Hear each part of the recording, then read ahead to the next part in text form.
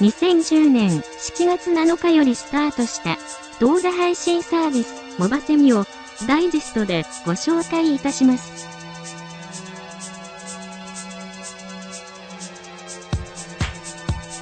モバセミとは歯科医院向けのあらゆるジャンルの情報が手軽に収集できる動画配信サービスです。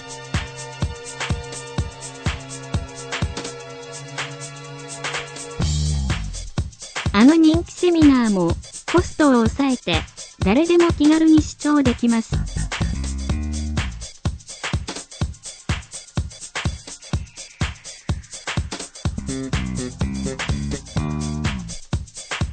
iPod Touch や iPad でデータを持ち運べば、外出先や移動中でも動画を視聴できます。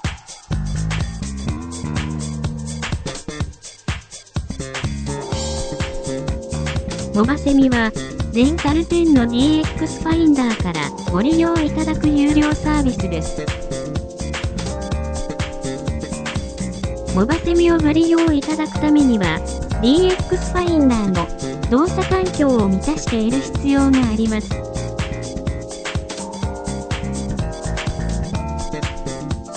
DX ファインダーやモバセミに関するご質問がございましたら、専門窓口にお気軽にお問い合わせください。